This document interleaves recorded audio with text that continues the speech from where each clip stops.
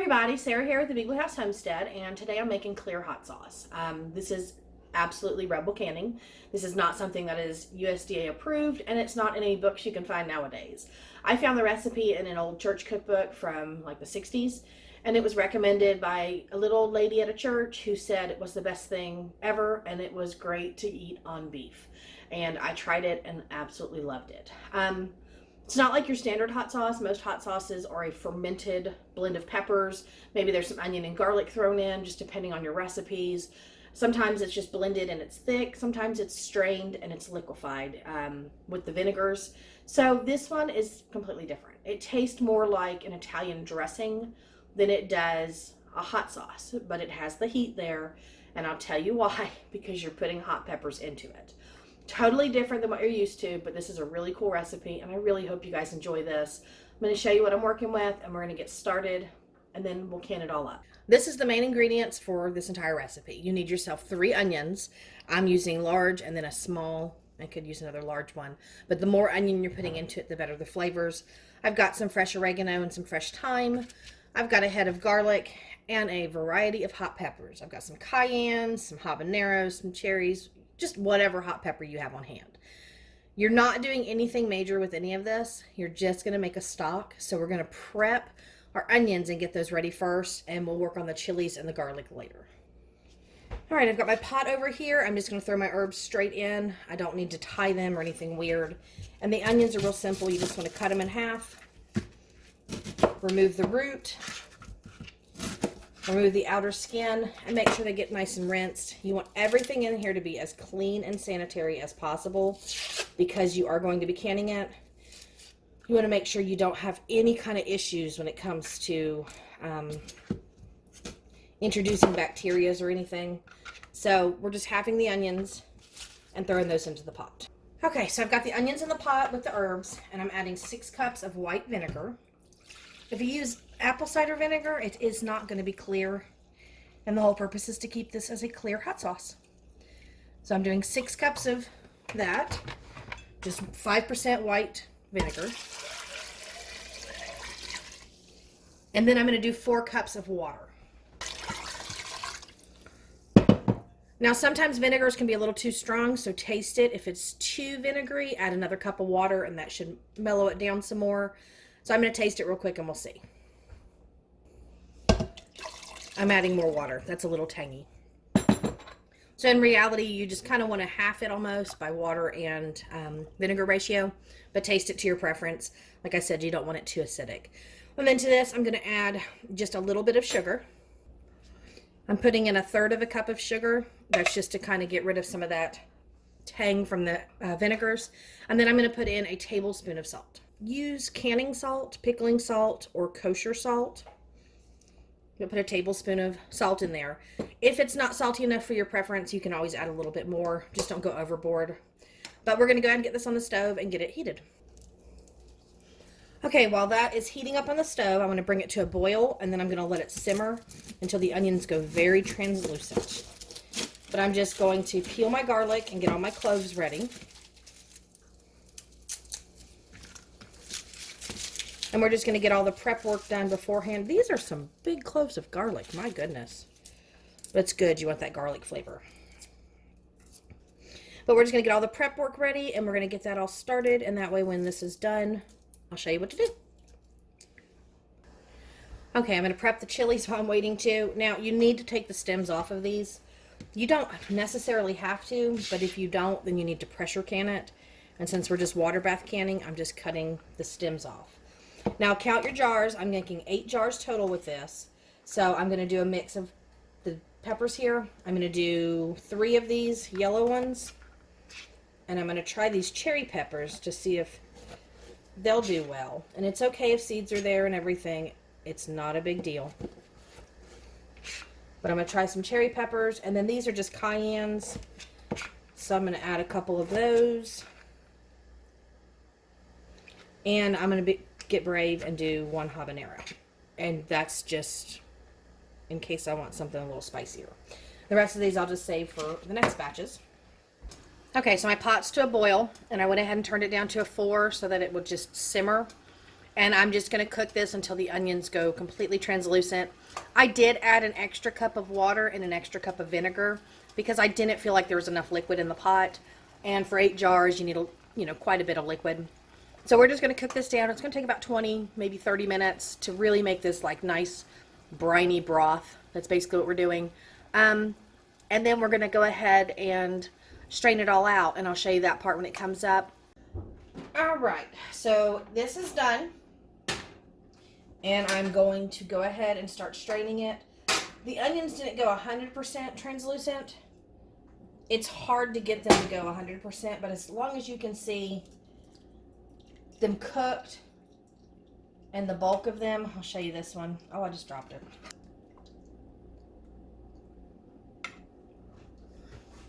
But see, you can see what I mean where they go translucent. It's hard to tell, especially with the thicker skins on the outer pieces. But I'm just going to take this all out and strain it. It will have a little hint of color to it because of the herbs. But it's going to be as clear as we're going to be able to get it. Okay, I'm going to finish straining it real quick. I'm going to let it sit in the sieve for about 5 minutes, and that way all these onions can get all their juices out. And I'll just move it around some just to make sure that all that brine gets in to the bottom. But I'll finish this up, and then we'll come back and I'll show you the next step.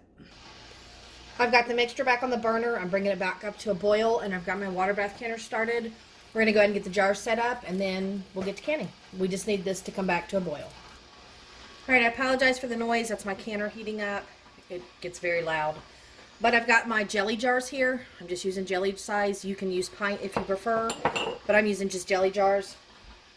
And I'm just going to drop a pepper in each one. And a clove of garlic.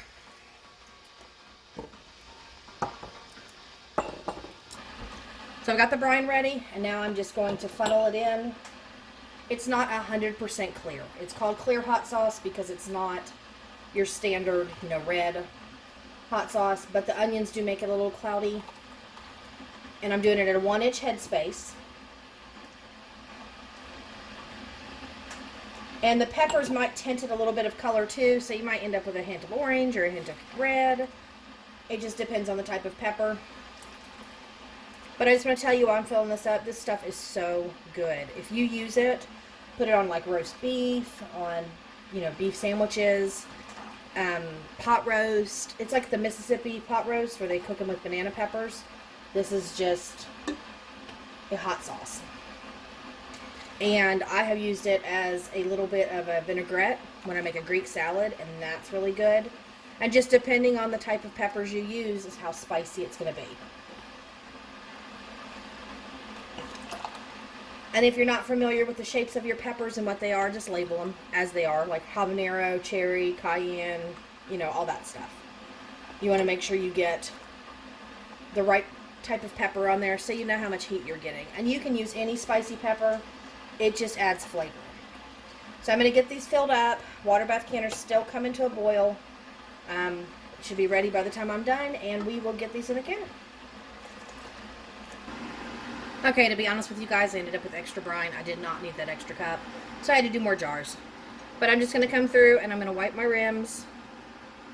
And be careful, because some of the peppers will float at this point. But I'm going to wipe my rims off and get my lids on, and canner should be ready, and we should be canning any second now. Just make sure you put your lids on fingertip tight and no tighter, because you don't want them to buckle the lids. And be careful, the contents is really hot, so use a towel if you're not used to the heat.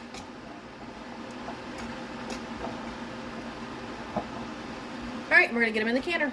Okay, so the canner's loaded, and I've got them dropped into the water. We're going to process them for 13 minutes. You can go up to 15. I wouldn't recommend anything longer than that.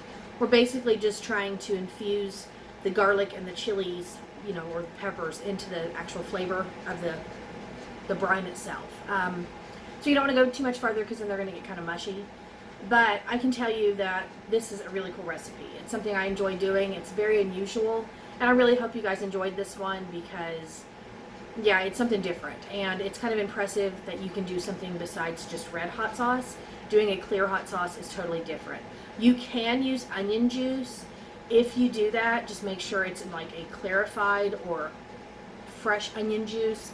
You really don't want to buy something that is already flavored into it. So if you go to the grocery store and you find like bottles of onion juice, because I know they sell like weird stuff like Clamato and all that, if you find the onion juice, just read it and make sure that it doesn't have other things added to it. Basically, you're just looking for pure onion juice, as pure as possible, and then you're going to add the vinegar. And if you don't want to do a large canning of this, go ahead and just mix like a cup of vinegar and a cup of water and a little bit of sugar and a little bit of salt and then an onion, and boil that up and then try it. Stick it in your fridge and just give it a try.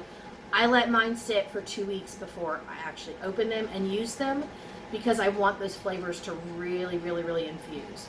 But we're gonna let this canner go and we're gonna get this done, and I'll show you what the finished product looks like, because it's kind of cool. It's not your regular red hot sauce. So they're out the canner, and there you go. Clear hot sauce. Kind of neat, huh? I love this stuff. It is so good. Like I said, eat it on pot roast, eat it on beef sandwiches, eat it with, you know, whatever you would eat vinegar-based hot sauces on. I don't recommend it on like Mexican food and stuff. It's not the same. But like I said, it has an Italian dressing sort of flavor to it. So it's really good on pulled pork and chicken and things like that. But it is awesome stuff, and it is shelf stable and will stay for a year on my shelf. And it does get a little spicier as it sits. So I recommend, like the habanero, I will probably pull that one before any of the others, just to make sure. I don't want to burn my mouth off too much. So I just want to show you, there's like the cherry pepper. You can hear them dinging. They're just going ping-a-ting-a-ting over and over again. And the yellow pepper, it's floating all the way at the top, but you can see it up there. So any type of hot pepper will work, and you can even use Tabasco peppers and make this almost like you would hot pepper vinegar. It's kind of the same sense, but with, that's so fun. I love that noise. But it's with like more of an Italian dressing flavor, because it has the garlic and it has the herbs in it. And I did have one or two that a thyme leaf slipped off into the pan. So rinse your pots before you reboil to make sure you don't have any of that stuff in there. But thank you guys. I'm hot. I'm ready to go sit down because I'm canning a lot today, and this is just the beginning. But I'm going to go take a break for a little bit and come back and get some more stuff done. But thank you for stopping by, and I hope you enjoyed the video. Give me a thumbs up, leave me a comment, and subscribe if you're new. I'm always here putting out new content, and rebel canning is something that's absolutely fun to do, especially when you're learning to can or you're new to canning, or if you're a veteran and you just want some new recipes to put on your shelf. So I'll see you guys in the next one. Bye.